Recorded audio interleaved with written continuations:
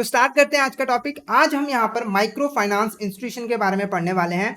आज इस लेक्चर में हम डिटेल में देखेंगे कि माइक्रो फाइनेंस इंस्टीट्यूशन क्या होती है, इसको बनाने का पर्पस क्या है और कौन कौन सी आज के टाइम में ऐसी इंस्टीट्यूशन है जो कि माइक्रो फाइनेंस की सर्विसेज प्रोवाइड करती है। तो इनके बारे में हम डिटेल में डिस्कशन करेंगे। तो टॉपिक शुरू करने से पहले आप सभी की रिक्वेस्ट है कि सेशन को शेयर कर दीजिए अपने फ्रेंड्स के साथ, कलीग्स के साथ, ताकि वो भी इस सेशन का बेनिफिट जो है ले सके। और ऑडियो वीडियो क्वालिटी भी कंफर्म कर दीजिए, क्या ऑडियो वीडियो क्वालिटी ठीक, फटाफट से यहाँ पर ऑडियो वीडियो क्वालिटी भी कंफर्म कर दीजिए। ओके, तो स्टार्ट करते हैं। तो यहाँ पर देखो, माइक्रो फाइनेंस इंस्टीट्यूशन का मीनिंग समझने से पहले हमें ये समझना है कि इसकी हमें ज़रूरत ही क्यों पड़ी। माइक्रो फाइनेंस इंस्टीट्यूशन को बनाने का पर्पस क्या है, इसको हमने क्यों बनाया, क्लियर है आपको।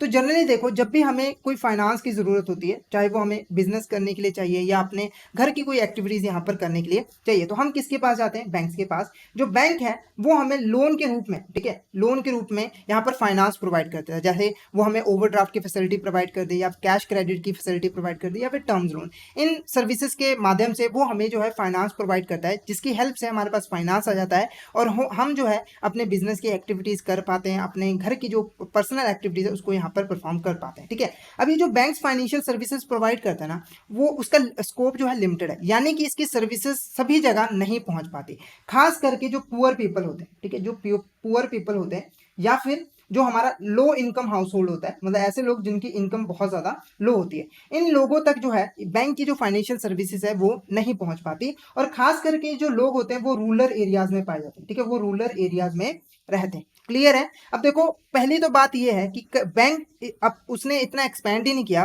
कि वो जो है अपनी सर्विसेज यहाँ पर प्रोवाइड कर सके। किसी केस में अगर यहाँ पर इनके पास मौका है बैंक की सर्विसेज को लेने के लिए, उस केस में जो बैंक है वो सर्विसेज देने से मना कर देता है। जैसे कि एग्जांपल के लिए, जो पुअर पीपल है वो यहाँ पर बैंक के पास जाते हैं और मुझे कहते हैं कि मुझे 1 लाख रुपए का यहाँ पर लोन चाहिए, ठीक है। और जब बैंक लोन देता है, आप लोग को पता है जनरली बैंक ये इंश्योर करता है कि जो वो लोन दे रहा है ना, उसको रीपेमेंट हो जाएगी, वो पैसा उसे मिल जाएगा, ठीक है। तो यहाँ पर जैसे ही एक गरीब पीपल ने, यहाँ पर गरीब पर्सन ने यहाँ पर बैंक से बोला कि मुझे 1 लाख रुपए का लोन चाहिए, तो बैंक ने पहले देखा कि ये तो पहले ही बहुत ज़्यादा गरीब है, इसके पास तो पहले ही इनकम के सोर्सेस नहीं है, तभी तो ये हमारे पास लोन लेना है, तो ये मेरा पैसा कहाँ से वापस करेगा। तो ये जो है इसको फाइनेंशियल हेल्प प्रोवाइड नहीं करते, क्लियर है। किसी केस में अगर बैंक मान भी जाता है, ठीक है, यहाँ पर मान लो कि मान भी गया कि 1 लाख हम दे देते हैं, तो बैंक क्या करता है, हमेशा जब भी लोन देता है तो उसके बदले में सिक्योरिटी डिमांड करता है, ठीक है। तो ये गरीब पर्सन के पास कहाँ से कोई सिक्योरिटी होगी, कहाँ से कोई एसेट होगा जिसको वो बैंक के पास गिरवी रखेगा।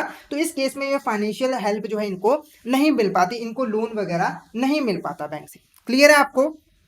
तो यहाँ पर देखो, जो इन बैंक जो फाइनेंस प्रोवाइड करता है इन लोगों को नहीं मिल पाता, इस वजह से ये ना तो अपना कोई बिजनेस कर पाते हैं और ना ही अपने घर की जो बेसिक नीड्स है उनको पूरा कर पाते हैं, जिसकी वजह से इनका जो स्टैंडर्ड ऑफ लिविंग होता है वो दिन ब दिन गिरता रहता है, क्लियर है। तो इस प्रॉब्लम को सॉल्व करने के लिए यहाँ पर माइक्रो फाइनेंस इंस्टीट्यूशन का कॉन्सेप्ट ले आएगा, ठीक है। तो जो माइक्रो फाइनेंस इंस्टीट्यूशन थे, इनका मेन काम था, ये जो पुअर पीपल है ना, ये जो लो इनकम हाउस होल्ड हैं, उनको हर तरह की फाइनेंशियल सर्विसेज जो है प्रोवाइड करना। इनको जब जब लोन की ज़रूरत पड़े तो इनको जो है यहाँ पर बिना कोलैटरल सिक्योरिटी की लोन प्रोवाइड किया जाए, ताकि वो इस पैसे से रोजगार पा पाए, ठीक है, अपना काम कर पाए और इनकम कमा पाए और इनका जो स्टैंडर्ड ऑफ लिविंग है वो इंक्रीज हो सके, क्लियर है। तो माइक्रो फाइनेंस इंस्टीट्यूशन ऐसे इंस्टीट्यूशन है जिनका मेन काम पुअर पीपल और लो इनकम, जिनको बैंकिंग की सर्विसेज नहीं मिल पाती, उनको फाइनेंशियल सर्विसेज प्रोवाइड करना, खास करके रूरल एरियाज में, क्योंकि वहीं पर ज़्यादा ये लोग जो है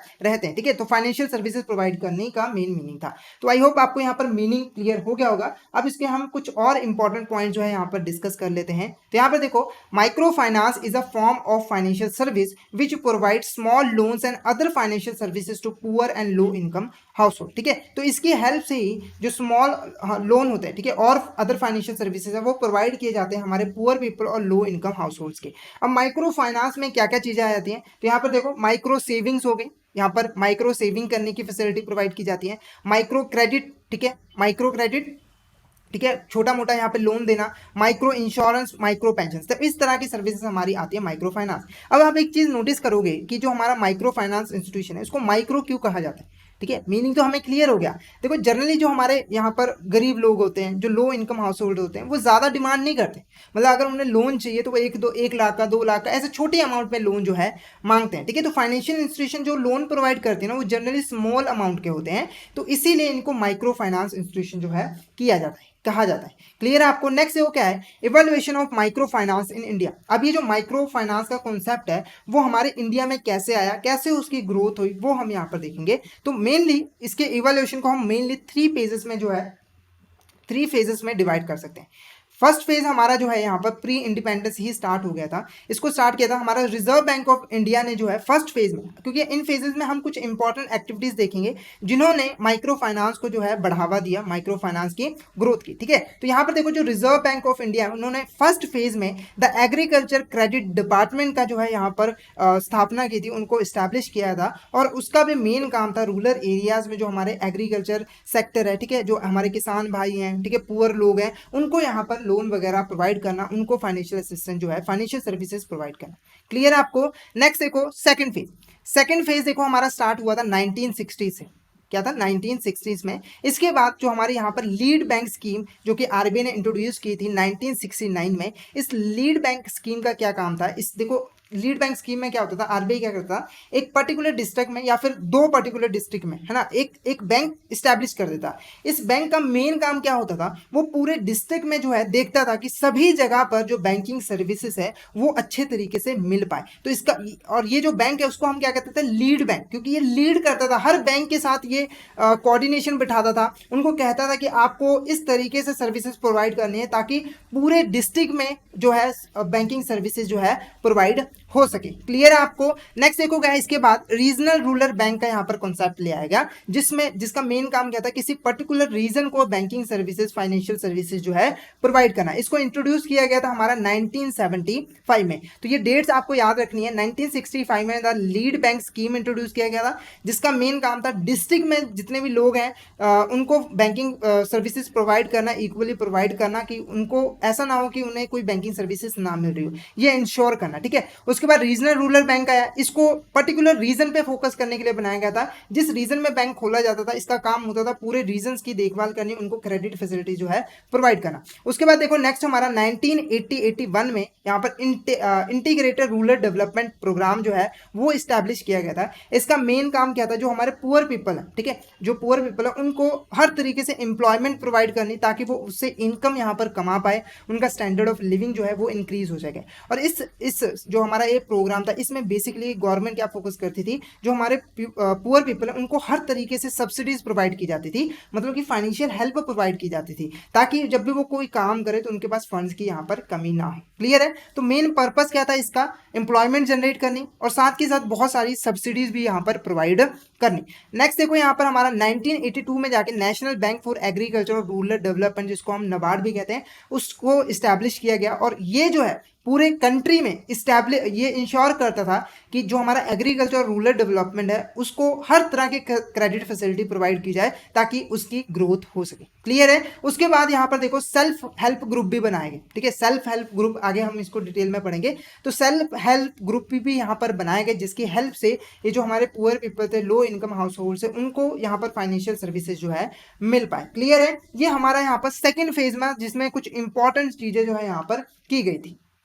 नेक्स्ट देखो हमारा थर्ड फेज में जो हमारा यहाँ पर सेल्फ हेल्प ग्रुप बनाए गए थे ना, उसमें जो हमारा नबार्ड है उसने 1992 में एक बैंक लिंकेज प्रोग्राम जो है ले आया गया था। इसके तहत, इस प्रोग्राम के तहत जो हमारे ये सेल्फ हेल्प ग्रुप थे ना, वो बैंक में अपना सेविंग अकाउंट ओपन कर सकते थे या फिर वो जो है बैंक से लोन भी ले सकते थे। ये पॉसिबल कैसे हो पाया था, यहाँ पर बैंक लिंकेज प्रोग्राम से। ठीक है, तो आपने यहाँ पर घबराना नहीं है, हम सेल्फ हेल्प ग्रुप को डिटेल में आगे स्टडी करेंगे। बस यहाँ पर आपको एक ओवरव्यू मिलता रहे, वही मेरा मोटिव है कि कैसे कैसे यहाँ पर हमारा माइक्रो फाइनेंस जो है वो अपडेट हुआ, ग्रोथ हुआ। क्लियर है आपको।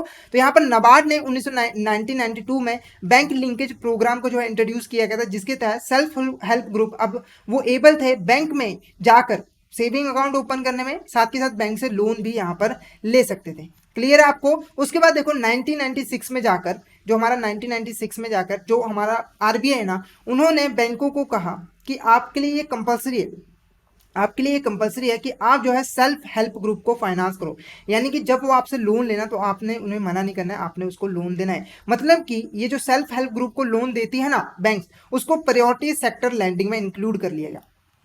प्रायोरिटी सेक्टर का लैंडिंग आपको मीनिंग क्लियर है कि बैंकों को अपने लोन का हिस्सा, कुछ हिस्सा जो है पर्टिकुलर सेक्टर में देना पड़ता है, ये गवर्नमेंट ने कहा है। तो जो सेल्फ हेल्प ग्रुप को फाइनेंस करने का जो काम था वो प्रायोरिटी सेक्टर लैंडिंग में जो है ले आया गया। इसकी वजह से अब बैंक को कंपल्सरी यहाँ पर सेल्फ हेल्प ग्रुप को फाइनेंस करना ही पड़ता है, उनको लोन्स वगैरह यहाँ पर देना ही पड़ता है। तो ये हमारे 3 इंपॉर्टेंट फेजेस थे जिसमें हमारा जो है माइक्रो फाइनेंस जो है वो डेवलप हुआ, माइक्रो फाइनेंस इंस्टीट्यूशन जो है वो यहाँ पर डेवलप हुई। आज जो आप देख रहे हो माइक्रो फाइनेंस इंस्टीट्यूशन वो हमारी इन्हीं 3 फेजेस से निकल कर आई है। नेक्स्ट देखो हमारा ग्रामीण बैंक मॉडल।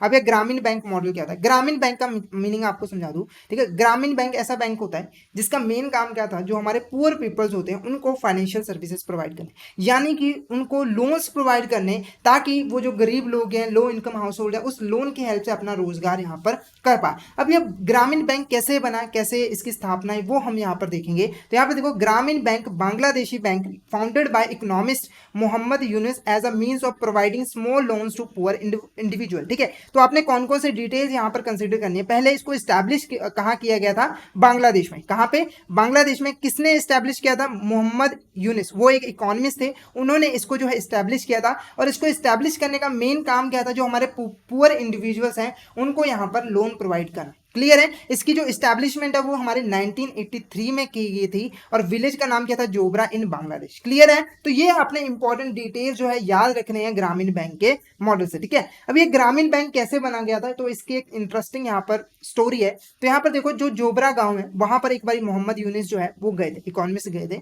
वहां पर उनसे एक लेडी मिली, ठीक है। लेडी ने उनको बताया कि उसके पास इतने भी पैसे नहीं है कि वो अपना बिजनेस करने के लिए रॉ मटेरियल भी खरीद पाए, ठीक है। और उसने लेडी ने ये भी बताया कि अगर वो अपने गांव के जो जिम्मेदार वगैरह है, मनी लेंडर्स हैं, उनसे लोन लेते हैं ना, तो वो बहुत ज़्यादा इंटरेस्ट हमसे चार्ज करते हैं। जैसे कि वो क्या करते हैं कि मंथली हमसे 10% का इंटरेस्ट चार्ज करते हैं, तो और कई बार जो है वो हमें हर दिन का भी 10% इंटरेस्ट चार्ज करते हैं। इसकी वजह से क्या होता है कि अगर हम उनसे लोन लेते हैं तो हम जो है और ज़्यादा यहाँ पर गरीबी में चले जाते हैं, हमें और ज़्यादा यहाँ पर लॉस होता है, जिसकी वजह से हमें लोन नहीं मिल पा रहा है और हम अपना रोजगार नहीं कर पा रहे और हमें खाने के लिए भी जो है हमारे पास अनाज वगैरह नहीं होता, ठीक है। तो मोहम्मद यूनुस ने ये चीज़ देखी और उन्होंने क्या किया, उस गांव में आए, उन्होंने कुछ पैसे जो है उन गांव वालों को यहाँ पर बिना इंटरेस्ट के दे दिए और कहा कि आप इन पैसे से रोजगार करो, ठीक है, अपना बिजनेस करो और मुझे जो है वापस कर देना। तो इसी चीज़ को देखकर मोहम्मद यूनुस के माइंड में ये कॉन्सेप्ट आया ग्रामीण बैंक का। तो उन्होंने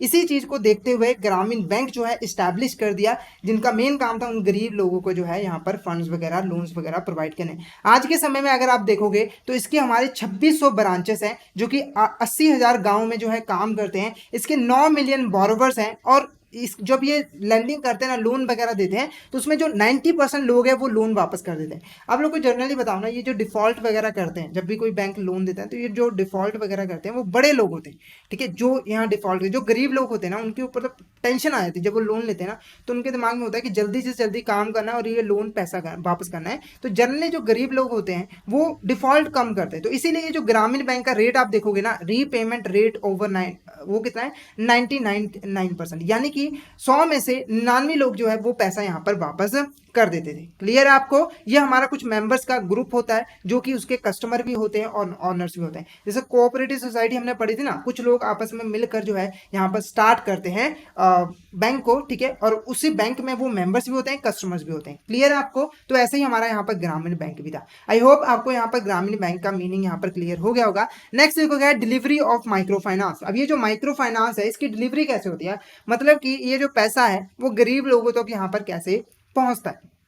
तो इसके 2 हमारे रास्ते होते हैं। पहला देखो क्या है, इनफॉर्मल एंटिटीज, और दूसरा क्या है, फॉर्मल एंटिटीज। इनफॉर्मल एंटिटीज में देखो ऐसी एंटिटीज, ठीक है, जो कि रेगुलेटेड नहीं होती, जो अपनी मर्जी से यहाँ पे लोन वगैरह देते हैं, जिन पे ज़्यादा रूल्स एंड रेगुलेशंस नहीं होते। जैसे गाँव में होते हैं ना, जिम्मेदार वगैरह हो गए, मनी लेंडर्स हो गए, ठीक है, महाजन्स हो गए, वो जो है इनफॉर्मल एंटिटीज में आते हैं। वो जनरली जो है गरीब लोगों को ज़्यादा इंटरेस्ट पे यहाँ पर जो है लोन वगैरह प्रोवाइड करते हैं, ठीक है। तो इनफॉर्मल एंटिटीज जहाँ पर ज़्यादा रूल्स एंड रेगुलेशंस नहीं है, अपने हिसाब से ज़्यादा यहाँ पर गवर्नमेंट का उसके ऊपर कंट्रोल नहीं है। इसमें कौन कौन से आ जाते हैं, हमारे मनी लैंडर्स आ जाते हैं, महाजन आ जाते हैं, लैंड ओनर्स आ जाते हैं। क्लियर है। उसके बाद देखो क्या है, फॉर्मल एंटिटी। ठीक है, अब ये बिल्कुल इसका ऑपोजिट है। देखो यहाँ पर इनफॉर्मल जो एंटिटीज होती थी वो एक्सप्लॉइट करते थे बॉरोवर को, उससे ज़्यादा इंटरेस्ट रेट चार्ज करते थे, तो इसीलिए यहाँ पर फॉर्मल एंटिटीज को ले आया गया। अब ये जो फॉर्मल एंटिटीज होती हैं इनमें प्रॉपर रूल्स एंड रेगुलेशंस होती हैं, ये ऑर्गेनाइज होती हैं। ठीक है, इनके प्रॉपर रूल्स एंड रेगुलेशन है जिसके तहत जो है यहाँ पर लोन्स दिए जाते हैं। आरबीआई और जो हमारी गवर्नमेंट है उनका इसके ऊपर पूरा कंट्रोल होता है। क्लियर है।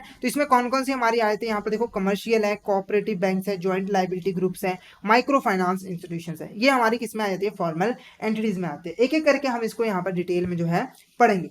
क्लियर है आपको। तो यही दो मेथड है जिनके जरिए लोगों तक जो माइक्रो फाइनेंस वो पहुंच पाता है। तो पहला देखो हमारा क्या है, बैंक्स। बैंक्स आप लोगों को पता है, बैंक्स में हमारी कौन कौन सी आ जाती है, कमर्शियल बैंक्स आ जाती है, कोऑपरेटिव बैंक्स आ जाते हैं, रीजनल रूरल बैंक्स आ जाती हैं, जो कि सेटअप की गई थी बेसिकली हमारे जो रूरल और अर्बन एरियाज है जहां पर लोगों को नीड है फाइनेंस की, उसको फाइनेंस प्रोवाइड करने में।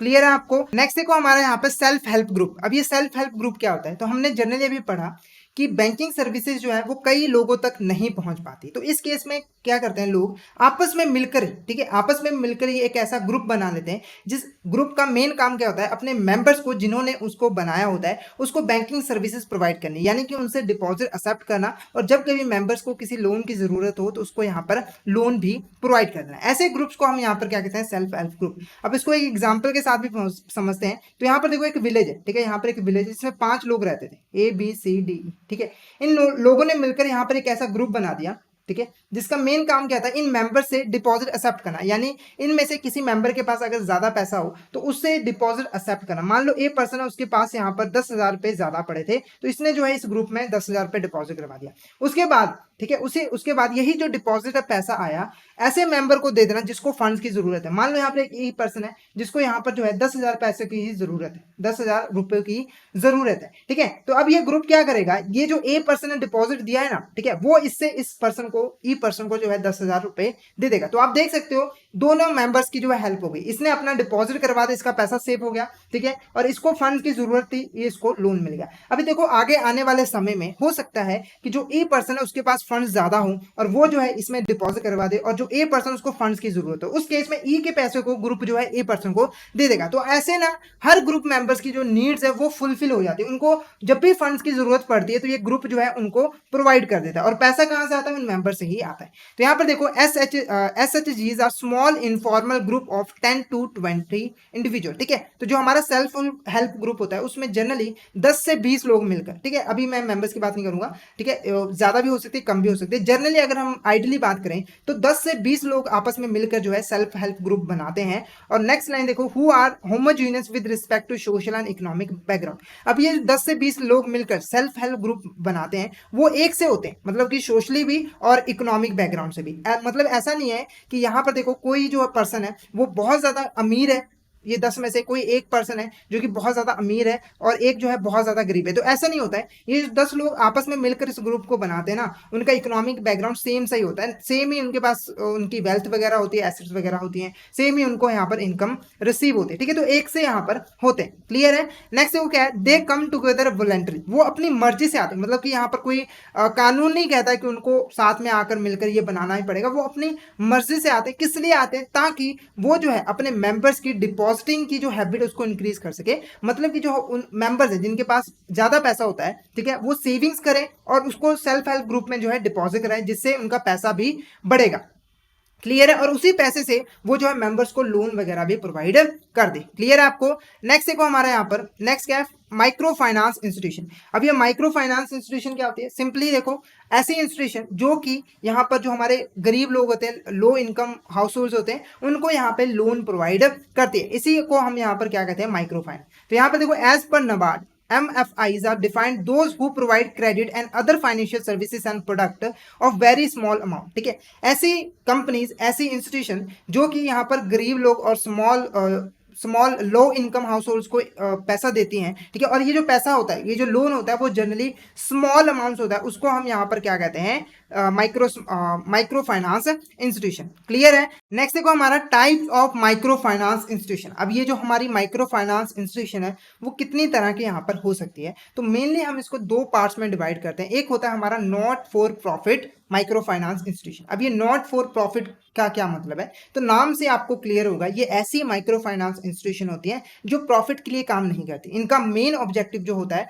पब्लिक की वेलफेयर करना होता है। जैसे ये गरीब लोगों को लोन प्रोवाइड करके उनका स्टैंडर्ड ऑफ लिविंग इंक्रीज करती है, ठीक है। तो ये प्रॉफिट के लिए यहाँ पर काम नहीं करता। अब इसमें कौन कौन सी हमारी आ जाती हैं ऑर्गेनाइजेशन, सबसे पहले देखो जो भी सोसाइटीज हमारे सोसाइटीज रजिस्ट्रेशन एक्ट 1860 में रजिस्टर्ड होती हैं वो सभी की सभी हमारी इसमें आती है। नेक्स्ट देखो क्या है, trust setup under Indian trust act 1882, ठीक है। जितनी भी हमारी ट्रस्ट है जो कि इंडियन ट्रस्ट एक्ट 1882 में रजिस्टर्ड है वो भी हमारे यहाँ पर not for profit micro finance institution होती है। नेक्स्ट देखो क्या है, not for profit companies established under the companies act. अगर कोई कंपनी है जो कि कंपनीज एक्ट के अंडर रजिस्ट्रेशन है और वो जो है उसका मेन काम प्रॉफिट कमाना नहीं है, तो वो भी हमारी यहाँ पर not for profit micro finance institution होती है। नेक्स्ट टाइप हमारी देखो क्या है, for profit micro finance institution. अब फॉर प्रॉफिट का मतलब क्या है, ऐसी माइक्रो फाइनेंस इंस्टीट्यूशन जो कि प्रॉफिट कमाने के लिए बनी, जिनका मेन काम क्या होता है यहाँ पर प्रॉफिट कमाना। क्लियर है। इसमें आप कौन कौन सी हमारी आ जाती है, तो यहाँ पर देखो non banking financial companies which are registered under the companies act, ठीक है। एनबीएफसी के बारे में आपने कई बार सुना होगा, ठीक है। ये सारी जो इंस्टीट्यूशंस होती हैं इनका मेन काम क्या होता है, प्रॉफिट कमाना, लोन देना, इंटरेस्ट चार्ज करना और उससे जो है यहाँ पर प्रॉफिट कमाना। तो माइक्रो फाइनेंस इंस्टीट्यूशन हमारी मेनली दो तरीके की यहाँ पर हो सकती है। क्लियर है। नेक्स्ट देखो हमारे यहाँ पर क्या है, self help group bank linkage programme.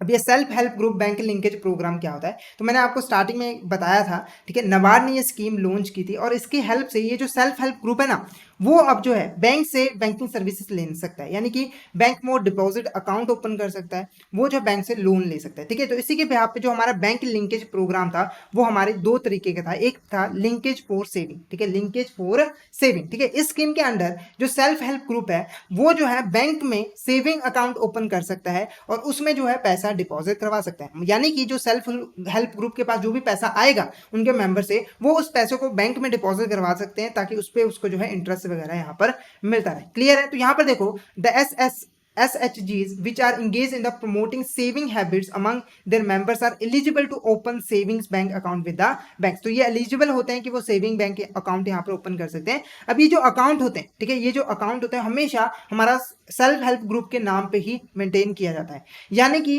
मान लो यहाँ पर 5 मेंबर्स ने ABCDE ने मिलकर यहाँ पर जो है सेल्फ हेल्प ग्रुप बनाया, ठीक है। उसका नाम यहाँ पर रख दिया हमारा यहाँ पर सेल्फ हेल्प, ठीक है। इसका नाम क्या रख दिया यहाँ पर, सेल्फ हेल्प, ठीक है। तो अब ये जो बैंक में अकाउंट खुलेगा ना वो सेल्फ हेल्प के नाम से खुलेगा, ना कि इन मेंबर्स के नाम पे। क्लियर है। तो ये पॉइंट आपको यहाँ पर ध्यान रखना है। नेक्स्ट देखोगा लिंकेज फॉर बोरोविंग, ठीक है। अब ये सेम कॉन्सेप्ट है। अब ये जो सेल्फ हेल्प ग्रुप है उसको लोन की भी यहाँ पर जरूरत पड़ सकती है, तो लिंकेज फॉर बोरोविंग प्रोग्राम के अंडर ये जो है बैंक से लोन्स वगैरह भी ले सकती है, ठीक है। जो हमारा नाबार्ड है वो इसके रिलेटिंग जो गाइडेंस है वो इश्यू करता रहता है। नाबार्ड की गाइडेंस के अकॉर्डिंग, ठीक है, इनके पास जो भी यहाँ पर सेविंग्स होती हैं, ठीक है, इनके पास जो भी सेविंग्स होती है उसका 4 गुना जो है बैंक इसको लोन दे सकता है। यानी कि जो सेल्फ हेल्प ग्रुप के पास जितना भी पैसा मेंबर्स का पड़ा हुआ है, सेल्फ हेल्प ग्रुप वो पैसे दिखाएगा बैंक को कि हमारे पास इतना पैसा पड़ा है, हमें और थोड़ा लोन दे दो। तो बैंक क्या करेगा, उस सेविंग के हिसाब से यहाँ पर लोन देगा, ठीक है, उस सेविंग का 4 गुना, ठीक है। मान लो अगर यहाँ पर पैसे 10,000 रुपये जमा है, ठीक है, तो उसका 4 गुना हमारा कितना होगा, 40,000 बैंक जो है सेल्फ हेल्प ग्रुप को लोन यहाँ पर दे सकता है। नेक्स्ट देखो जो लोन है, ठीक है, यहाँ पर जो लोन है वो हमेशा हमारा सेल्फ हेल्प ग्रुप के नाम पर ही लिया जाएगा और इसको रीपे करने की जो रिस्पॉन्सिबिलिटी होगी वो हमारी किस पे होगी, सेल्फ हेल्प ग्रुप पे ही होगी, ठीक है।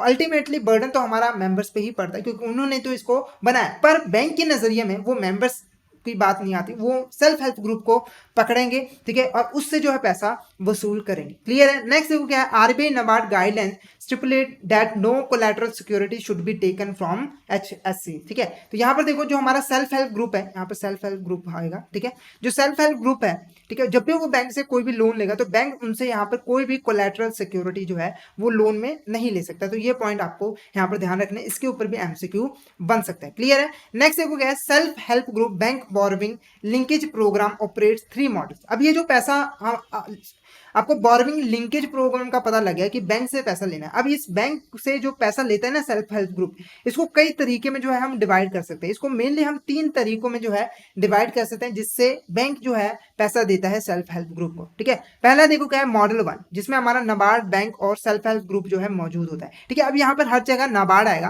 क्योंकि ऐसा क्यों होता है, देखो जो नाबार्ड होता है ना, ये जो बैंक सेल्फ हेल्प ग्रुप को पैसा देता है ना, बैंक को रीफाइनेंस कर देता है, यानी कि जो भी पैसा बैंक सेल्फ हेल्प ग्रुप को देता है नाबार्ड उसको वापस से वो पैसा दे देता है। क्लियर है, तो हर जगह आपको यहाँ पर नाबार्ड दिखेगा ही। तो ये जो मॉडल होता है बिल्कुल सिंपल मॉडल होता है। इसमें क्या होता है, जो सेल्फ हेल्प ग्रुप है वो डायरेक्टली बैंक के पास जाता है और बैंक से पैसा लेता है। ठीक है, और बैंक जो पैसा वो सेल्फ हेल्प ग्रुप को दे देता है। क्लियर है, तो यहाँ पर देखो जो डायरेक्टली फाइनेंस करता है बैंक, ठीक है, यहाँ पर कोई भी एनजीओ कोई भी दूसरी अदर पार्टी की इन्वॉल्वमेंट नहीं होती। नेक्स्ट देखो क्या है, NABARD bank SHG NGO as a facilitating agency. अब यहाँ पर एक और एजेंसी का रोल यहाँ पर बढ़ गया है जिसका नाम है एनजीओ, इसको हम नॉन गवर्नमेंट ऑर्गेनाइजेशन भी कहते हैं। अब इसका रोल क्या होता है, सिंपली देखो इसका मेन रोल क्या होता है, सेल्फ हेल्प ग्रुप को प्रमोट करना।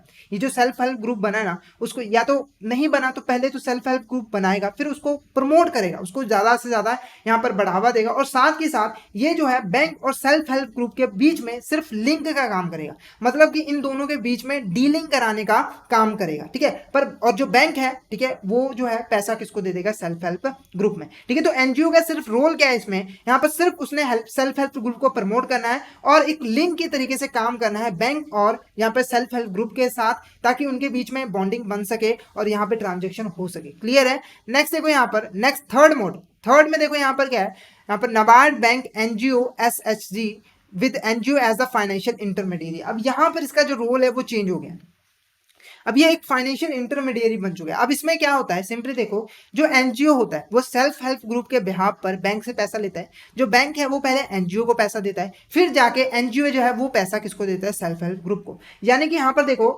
पहले बैंक है, ठीक है, उसके बाद हमारा यहाँ पर एनजीओ है, फिर उसके बाद हमारा यहाँ पर सेल्फ हेल्प ग्रुप है। यानी कि पहला पैसा बैंक किसको देगा, एनजीओ को देगा, फिर एनजीओ पैसा किसको देगा, हमारा सेल्फ हेल्प ग्रुप का। पहले 2 मॉडल में आपने देखा था कि पैसे जो है वो सीधा हमारे सेल्फ हेल्प ग्रुप को ही मिलते थे, पर थर्ड मॉडल में एनजीओ जो है वो यहाँ पर इन्वॉल्व हो जाता है। क्लियर है आपको, तो ये हमारे 3 मॉडल थे जिनके अकॉर्डिंग सेल्फ हेल्प ग्रुप को फाइनेंस मिलता है बैंक से। क्लियर है, नेक्स्ट देखो हमारा ज्वाइंट लायबिलिटी ग्रुप्स। अब ये ज्वाइंट लायबिलिटी ग्रुप्स क्या होते हैं, तो यहाँ पर सिंपली मैं आपको बताऊं, इसमें क्या होता है, यहाँ पर कुछ पर्सन्स आपस में मिलकर यहाँ पर एक ग्रुप बना लेते हैं। ठीक है, अब ये ग्रुप क्यों बनाते हैं, ताकि वो बैंक से जो है लोन ले सके। जैसे यहाँ पर मान लो एक A पर्सन था, B पर्सन था, C पर्सन था, D पर्सन था। ठीक है, जो A पर्सन है, B पर्सन है, C है, D है, इन सभी को लोन चाहिए, वो सिंगल सिंगल जाता है बैंक के पास, भाई मुझे लोन दे दो। ठीक है, ये B कहता है मुझे लोन दे दो। ठीक है, और बैंक इन सभी को मना कर देता है, क्योंकि इनके पास ना तो सिक्योरिटी थी, इनकी इनकम बहुत ज़्यादा लो थी। तो इन्होंने इस चीज़ को आइडेंटिफाई किया कि देखो हमें सिंगल सिंगल पर्सन को लोन तो मिल नहीं रहा है, हमें हम चारों को यहाँ पर लोन चाहिए, तो क्या ना हम एक साथ जाकर लोन मांगे। अब एक साथ जाने का मतलब क्या है, इन्होंने एक यहाँ पे ज्वाइंट लायबिलिटी ग्रुप बना लिया। ठीक है, इन्होंने मिलकर एक ग्रुप बना लिया। अब इस ग्रुप ये जो ग्रुप है वो बैंक के पास जाएगा, लोन लेगा। ठीक है, और बैंक इसको जो है लोन दे देगा। क्लियर है, तो ज्वाइंट लायबिलिटी ग्रुप ऐसा ग्रुप होता है जिसमें 3-4 पर्सन नॉर्मली, ठीक है, आपस में मिलकर जो है एक ग्रुप बनाते हैं और बैंक से यहाँ पर लोन लेते हैं। आई होप आपको यहाँ पर क्लियर हो गया होगा। जो सेल्फ हेल्प ग्रुप था वो बनाया गया था अपने मेंबर्स को फाइनेंशियल सर्विसेज प्रोवाइड करने के लिए, कि वो डिपॉजिट भी एक्सेप्ट करता था, लोन भी लेता था। पर इस केस में देखो क्या है, सिर्फ और सिर्फ ये लोन लेने के लिए ही बनाया गया। क्लियर है, तो यहाँ पर देखो joint liability group is a group of 4 to 10, normally इसमें 4 to 10 लोग होते हैं, सेम विलेज लोकेलिटी और homogeneous nature and same socio economic background. ठीक है, अब ये जो लोग होते हैं, जैसे कि सेल्फ हेल्प ग्रुप में भी हमने बात की थी, इनकी जो इकोनॉमिक कंडीशन होती है वो सेम होती है, एक ही विलेज से बिलोंग करते हैं, ठीक है, लोकेलिटी से बिलोंग करते हैं, और यही जो है ग्रुप बनाते हैं। क्लियर है, अब ये जो है वो म्यूचुअली आते हैं, जैसे सेल्फ हेल्प ग्रुप था ना, वो भी अपनी मर्जी से आते हैं, तो ये भी अपनी मर्जी से आते हैं। ठीक है, और ये जो है बैंक से लोन लेते हैं ताकि वो अपने जो भी उनको फाइनेंस चाहिए वो यहाँ पर उनको मिल सके। अब बैंक जो इनको लोन प्रोवाइड करता है वो भी विदाउट एनी कोलैटरल ही प्रोवाइड करता है। बेनिफिट देखो आप, बेनिफिट देखो यहाँ पर, अगर वो सिंगल सिंगल जा रहे हैं तो उनको कोलैटरल में देना पड़ रहा है, पर जब ये ग्रुप बना के लोन ले रहे हैं तो उस केस में इनको कोलैटरल देने की जरूरत नहीं होती है। क्लियर है, नेक्स्ट देखो हमारा यहाँ पे regulatory framework for micro finance institution. अब ये माइक्रो फाइनेंस इंस्टीट्यूशन को रेगुलेट करने का फ्रेमवर्क क्या है इसको हम डिसाइड करते हैं। तो पहले देखो जो माइक्रो फाइनेंस इंस्टीट्यूशन था उनको रेगुलेट नहीं किया जाता था, मतलब इतना उनके ऊपर रूल्स एंड रेगुलेशंस नहीं थे। पर 2010 तक आते आते इनकी जो ग्रोथ है वो काफ़ी ज़्यादा हो गई, ये बहुत ज़्यादा यहाँ पर लैंडिंग करने लग गए, जिसकी वजह से डिफ़ॉल्ट रेट भी इंक्रीज़ हो गए, लोगों ने लोन देने में डिफ़ॉल्ट करना भी स्टार्ट कर दिया, जिसकी वजह से ये जो अब माइक्रो फाइनेंस इंस्टीट्यूशन थे वो गलत तरीके से जो है रिकवरी करने लगे, जिससे कई लोग जो है परेशान होकर यहाँ पर सुसाइड भी करने लगे। ठीक है, तो इतनी ज़्यादा यहाँ पर प्रॉब्लम बढ़ गई थी, तो इसीलिए आरबीआई ने एक कमेटी अपॉइंट की जिसको हम मेलेगम कमेटी भी कहते हैं। इस मेन कमेटी का काम क्या था, ये जो माइक्रो फाइनेंस इंस्टीट्यूशंस है इसको सुधारने के लिए, इसमें जो जो कमी है उसको ठीक करने के लिए यहाँ पर रिकमेंडेशन देनी कि माइक्रो फाइनेंस इंस्टीट्यूशंस को हम कैसे प्रॉपर तरीके से रेगुलेट करें ताकि ये अच्छे से यहाँ पर काम करे। तो जनवरी 2011 को यहाँ पर जो है रिकमेंडेशन दी गई थी इस कमेटी के द्वारा। भी कौन कौन सी रिकमेंडेशन है वो हम यहाँ पर देख लेते हैं। तो सबसे पहले देखो जो एनबीएफसी था, ठीक है, जो एनबीएफसी था इन्होंने बोला कि इसको एक अलग कैटेगरी जो है बना देनी चाहिए। पहले ये माइक्रो फाइनेंस इंस्टीट्यूशन में ही आता था, तो इन्होंने बोला कि इसको अब एक अलग कैटेगरी बना दो, क्योंकि इसका जो रोल है ना माइक्रो फाइनेंस इंस्टीट्यूशन में, ये माइक्रो फाइनेंस जो प्रोवाइड करता है लोगों को, ये बहुत ज़्यादा प्रोवाइड करता है। तो अगर आप इसको रेगुलेट करना चाहते हो अच्छे तरीके से तो इसको एक अलग सेक्टर बना दो और इस पे अलग से यहाँ पर जो है निगरानी करो। उसके बाद देखो क्राइटेरिया फॉर यहाँ पर डिफाइनिंग माइक्रो फाइनेंस लोन, ठीक है, जो ये माइक्रो फाइनेंस लोन है ना इसका एक क्राइटेरिया जो है फिक्स कर देना चाहिए कि इतने लोन अमाउंट तक जो है इसको हम माइक्रो फाइनेंस लोन मानेंगे, और इससे अगर अबव लोन जाता है तो उसको हम माइक्रो फाइनेंस लोन नहीं कहेंगे। क्योंकि कई ऑर्गेनाइजेशन जो है बड़े बड़े लोन दे रही हैं पर उसको जो है माइक्रो फाइनेंस की कैटेगरी में ले आ रही है, तो ऐसा नहीं होना चाहिए, इसका एक फिक्स्ड अमाउंट जो है फिक्स कर देना चाहिए।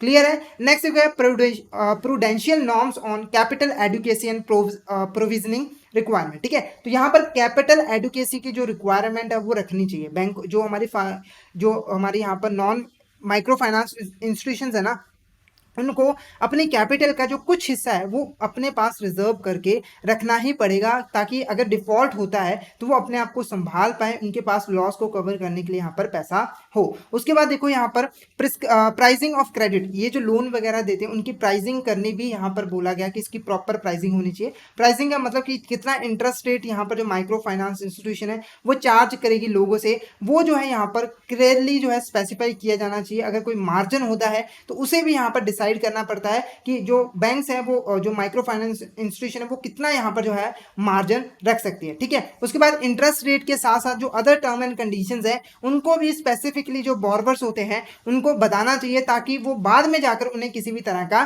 प्रॉब्लम यहाँ पर ना हो। उसके बाद नेक्स्ट को establishment of a proper system of grievance redressal, ठीक है, तो यहाँ पर एक प्रॉपर ऐसा सिस्टम होना चाहिए जहाँ पर अगर कोई कंफ्लिक्ट होता है, जो हमारे यहाँ पर बॉर्वर हैं या फिर जो हमारे इंस्टीट्यूशंस हैं उनके बीच में अगर किसी भी तरह का झगड़ा होता है, लड़ाई होता है किसी पॉइंट को, तो उसको सुधारने के लिए यहाँ पर बॉडीज बिठानी चाहिए कि जल्दी से जल्दी उन कन्फ्लिक्ट्स को, लड़ाई को यहाँ पर ख़त्म किया जा सके, ताकि यहाँ पर जो हमारे बॉर्वर है उनको किसी भी तरह का यहाँ पर डिफिकल्टी ना हो। क्लियर है। अब जो रिजर्व बैंक ऑफ इंडिया है उन्होंने 2022 में काफ़ी सारी यहाँ पर गाइडलाइंस दी हैं, ठीक है, जिससे जो हमारा माइक्रो फाइनेंस इंस्टीट्यूशन है उनको रेगुलेट किया जा सके। सबसे पहले यहाँ पर देखो माइक्रो फाइनेंस की लोन की जो है डेफिनेशन दी गई। जैसे कमेटी ने बोला था ना कि माइक्रो फाइनेंस का एक क्राइटेरिया जो है फिक्स करना जरूरी है, तो आरबीआई की गाइडलाइंस के अकॉर्डिंग यहाँ पर माइक्रो फाइनेंस लोन्स की जो है डेफिनेशन दी है। इसके अकॉर्डिंग जो आरबीआई की गाइडलाइंस है उसके अकॉर्डिंग कोई भी हमारा हाउस होल्ड है, ठीक है, कोई भी यहाँ पर हमारा परिवार है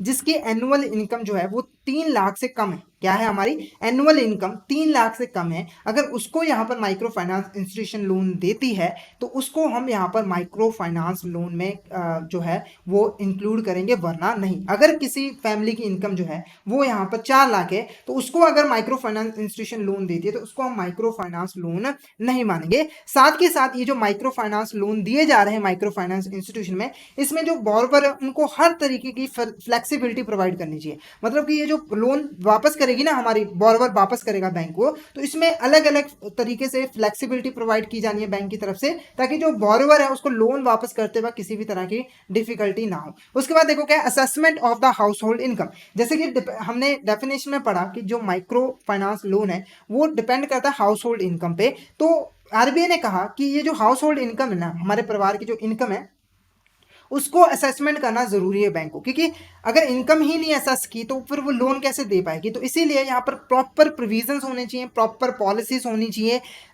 हाउस होल्ड की इनकम को असेस करने के लिए। क्लियर है आपको? तो यहाँ पर देखो, the RE regulated entity, RE का मतलब shall put in place board approved policy, इनके पास एक अप्रूव्ड पॉलिसी होनी चाहिए for assessment of house hold income, जिनकी हेल्प से हम हाउस होल्ड इनकम जो हम असेसमेंट करते हैं, ठीक है, वो यहाँ पर हम कर पाए। क्लियर है? और इनकम का पता लगा पाए और लोन उनको देना है कि नहीं देना है वो हम डिसाइड कर पाए। उसके बाद देखो, ये जो हमारा इनकम हाउस होल्ड इनकम हम पता करते हैं, उनको क्रेडिट इंफॉर्मेशन कंपनीज को जो है सबमिट कराना जरूरी होता है। क्लियर है? ये जो हमारी माइक्रो फाइनेंस इंस्टीट्यूशन है उनके लिए मैंडेटरी है कि जब भी वो किसी हाउस होल्ड की इनकम को असेस करें तो क्रेडिट इंफॉर्मेशन कंपनीज को वो सबमिट करवाए। नेक्स्ट देखो क्या है, limit on loan repayment obligation of a house hold, यानी कि जब कोई हाउस होल्ड यहाँ पर इनकम लेता है, कोई परिवार यहाँ पर लोन लेता है माइक्रो फाइनेंस इंस्टीट्यूशन पे, तो उसकी जो वो रीपेमेंट करेगा उसके लिए भी एक लिमिट डिसाइड कर देनी चाहिए। मतलब कि RBI ने क्या किया, सिंपली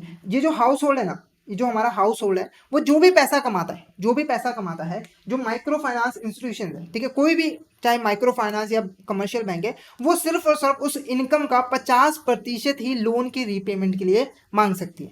यानी कि अगर यहाँ पर कोई पर्सन 100 रुपए कमाता है, ठीक है, 100 रुपए कमाता है और उसने कई तरह के यहाँ पे लोन्स लिए हैं, जिसमें माइक्रो फाइनेंस लोन भी है, ठीक है, हमारा कमर्शियल बैंक से भी लोन लिया गया। यहाँ पर मैं खास तरीके से बोल रहा हूँ कि सिर्फ माइक्रो फाइनेंस लोन नहीं, सभी तरह के जो लोन्स लिए हैं, जब वो पर्सन उसकी रीपेमेंट करेगा ना, तो अपने इनकम का सिर्फ और सिर्फ वो 50% ही देने के लिए लायबल है, उससे ज्यादा बैंक जो है उससे डिमांड नहीं कर सकती। यानी कि जब भी वो पैसा कमाएगा हर मंथ, तो 100 रुपए में से 50 रुपए वो लोन के लिए जो है दे सकता है। बैंक इससे 50 रुपए से ज्यादा लोन की अमाउंट जो है वो यहाँ पर नहीं मांग सकती। तो यहाँ पर देखो, this shall be subject to limit of maximum 50% of the monthly house hold income, ठीक है। The competition the loan repayment obligation shall take in account all outstanding loans of the house hold. यहाँ पे clearly बोला है कि इसमें जो loans आएंगे वो सभी के सभी आएंगे, इंक्लूडिंग जो हमारा माइक्रो फाइनेंस लोन है। क्लियर है? नेक्स्ट देखो क्या है, प्राइसिंग ऑफ लोन। तो RBI ने कहा कि जो हमारा लोन का प्राइसिंग है वो भी यहाँ पर अच्छे तरीके से होना चाहिए। पहले ही यहाँ पर इंटरेस्ट रेट डिसाइड कर देना चाहिए ताकि बॉर्बर को पता लगे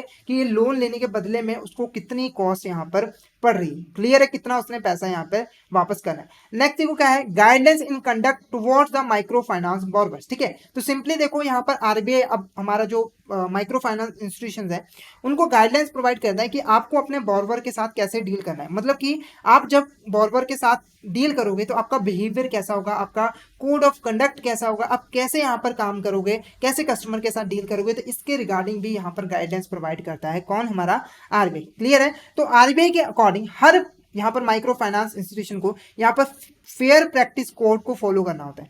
फेयर प्रैक्टिस कोड का मतलब क्या होता है, इसमें फेयर एक्टिविटीज लिखी होती है। मतलब कि जनरली जब कोई इंस्टीट्यूशन किसी बॉर्बर के साथ डील करती है तो जो जो काम उसे करना चाहिए, जो काम करना सही होता है, जिस तरीके से कस्टमर के साथ डील करना है, वो सारी चीजें यहाँ पर फेयर प्रैक्टिस कोड में जो है लिखी होती है। और माइक्रो फाइनेंस इंस्टीट्यूशन को ये फेयर प्रैक्टिस कोड को जो है फॉलो करना यहाँ पर जरूरी होता है। क्लियर है आपको? अभी जो फेयर प्रैक्टिस कोड होता है, हमारी जो माइक्रो फाइनेंस इंस्टीट्यूशन है उनको अपने ऑफिस में, अपने वेबसाइट पे शो करना जरूरी होता है कि हमारी ये फेयर प्रैक्टिस कोड है, हम यहाँ पर बॉरोवर क्लाइंट्स के साथ ऐसे जो है डील करते हैं। क्लियर है आपको?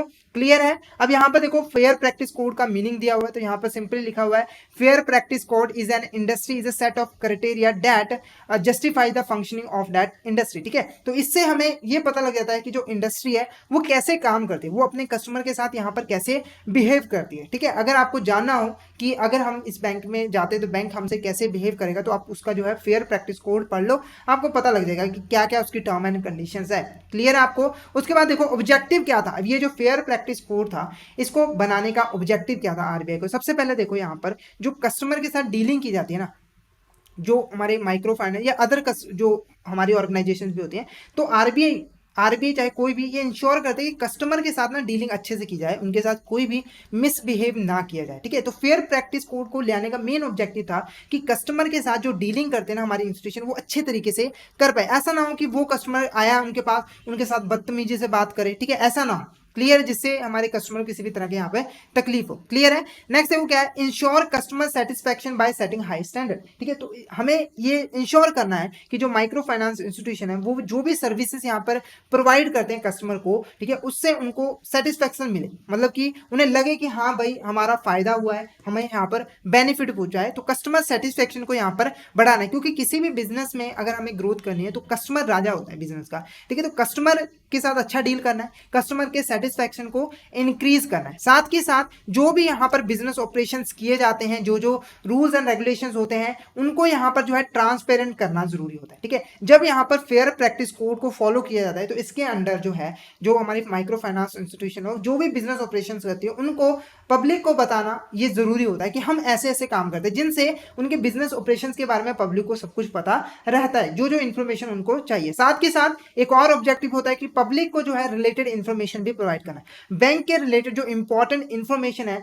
वो यहाँ पर प्रोवाइड करना किसको, हमारी पब्लिक को, ताकि उनको किसी भी तरह के यहाँ पर लॉस ना हो। नेक्स्ट देखो हमारा यहाँ पे non coercive methods of recovery. ठीक है, जो आरबीआई गाइडलाइंस इशू करता है उसमें से एक मेन ऑब्जेक्टिव ये भी होता है कि जो बैंक्स है ना वो non coercive methods of recovery को यूज करे जब भी वो अपने लोन को वापस लगे। अब ये होता क्या है, तो देखो जब भी बैंक्स कभी लोन देती है, ठीक है, तो वो लोन रीपेमेंट करना होता है बोरोवर को, और जब वो लोन रीपेमेंट नहीं कर रहा था, जो टाइम पीरियड के लिए लोन दिया होता है, जब वो पूरा हो जाता है और बोरोवर जो है लोन वापस नहीं कर रहा होता है, तो बैंक्स जो है उससे रिकवरी करने के लिए कई सारे मेथड जो है यूज करती है, जिसमें से एक मेथड होता है जोर जबरन। ठीक है, थ्रेट दे के, ठीक है, जबरदस्ती यहाँ पर लोन वगैरह लेना। क्लियर है, उन मेथड्स को हम यहाँ पर क्या कहते हैं, कोअर्सिव मेथड, यानी कि जब जबरदस्ती की जाती है, थ्रेटन किया जाता है बोरोवर को, तो उसे हम यहाँ पर क्या कहते हैं, नॉन कोअर्सिव मेथड, जिसकी वजह से जो हमारा बोरोवर होता है वो डिप्रेशन में चले जाते हैं, कई बार वो सुसाइड वगैरह भी कर लेते हैं। तो आरबीआई गाइडलाइन देता है कि जो बैंक्स हैं उनको नॉन कोअर्सिव मेथड, यानी कि जो सही मेथड्स हैं उनका यूज करके ही यहाँ पर रिकवरी जो है करनी चाहिए। क्लियर आपको। इससे रिलेटेड कुछ हम इंपॉर्टेंट क्वेश्चंस भी यहाँ पर देख लेते हैं। तो पहला क्वेश्चन देखो, which of the following statement is correct about micro finance. इसमें से कौन सी हमारी स्टेटमेंट जो है वो करेक्ट है रिगार्डिंग द माइक्रो फाइनेंस। तो पहला देखो हमारा क्या है, micro finance provide small loans and other financial services. ठीक है, ये स्मॉल लोन्स वगैरह यहाँ पर प्रोवाइड करते हैं, तो बिल्कुल सही स्टेटमेंट है। नेक्स्ट स्टेटमेंट देखो, micro finance provides loans to poor and low income house hold. देखो ये जो लोन्स वगैरह प्रोवाइड करते हैं वो जनरली पुअर और लो इनकम हाउस होल्ड को प्रोवाइड करते हैं, तो ये भी स्टेटमेंट हमारी ट्रू है। नेक्स्ट देखो, micro finance loans are given without collateral. जो यहाँ पर माइक्रो फाइनेंस लोन दिए जाते हैं उनके बदले में किसी भी तरह की यहाँ पे जो सिक्योरिटी है वो डिमांड नहीं की जाती, तो ये भी स्टेटमेंट हमारी क्या यहाँ पे ट्रू है। तो इसीलिए all of the above is a correct. ये जितनी भी स्टेटमेंट्स लिखी हैं वो सभी की सभी हमारी करेक्ट है regarding the micro finance institution. Clear है। नेक्स्ट देखो यहाँ पर, ग्रामीण बैंक वाज इस्टेब्लिश्ड बाय। ठीक है, जो हमारा ग्रामीण बैंक था उसको इस्टेब्लिश किसने किया था और कब किया गया था। ठीक है, क्लियर है आपको। तो यहाँ पर देखो, प्रोफेसर मोहम्मद यूनिस, ठीक है, और 1983 में जो है इसको एस्टैब्लिश किया गया था। उसके बाद देखो, प्रोफेसर मोहम्मद यूनिस 1982 में जो है इसको एस्टैब्लिश किया गया था। उसके ऊपर प्रोफेसर मोहम्मद यूनिस, जिसको 1983 में जो है एस्टैब्लिश किया गया था। तो फटाफट से इसका आंसर बता दीजिए कि ग्रामीण बैंक को किसने और कब जो है इंट्रोड्यूस किया। फटाफट से यहाँ पर मुझे चैट बॉक्स में इसका आंसर बता दीजिए। फटाफट से इसका आंसर बता दीजिए, इसका आंसर क्या है। फटाफट से इसका आंसर बता दीजिए। फटाफट से आंसर बता दीजिए, इसका आंसर क्या रहेगा। ग्रामीण बैंक को किसने इंट्रोड्यूस किया है। तो यहां पर देखो, option E professor Muhammad Yunus 1983 is a correct answer. Grameen bank को प्रोफेसर मोहम्मद यूनिस ने 1983 में जो है बनाया था। क्लियर है। नेक्स्ट क्वेश्चन देखो, under the RBI rules for MFIs rural micro finance borrower is identified by the annual house hold income not exceeding. ठीक है, जो हमारा यहाँ पर आरबीआई की गाइडलाइंस है उनके अकॉर्डिंग जो माइक्रो फाइनेंस का जो बोरोवर है उसकी इनकम जो है, एनुअल हाउस होल्ड इनकम है, वो किससे ज़्यादा नहीं होनी चाहिए। क्या वो 1 लाख है, क्या वो 3 लाख है, ठीक है, या फिर 4 लाख है। फटाफट से इसका आंसर बता दीजिए, इसका आंसर क्या होगा कि किस इनकम, ठीक है, किस हाउस होल्ड की इनकम को हम माइक्रो फाइनेंस की कैटेगरी में ले आएंगे। ठीक है, तो ये हमने ऑलरेडी डिस्कस किया था कि जिस हाउस होल्ड इनकम की जो एनुअल इनकम है वो 3 लाख या उससे कम है, तो उसको जो लोन प्रोवाइड किया जाता है उसको ही हम यहाँ पर माइक्रो फाइनेंस लोन कहते हैं। नेक्स्ट क्वेश्चन देखो, each regulated entity shall mandatorily submit information regarding household income in the।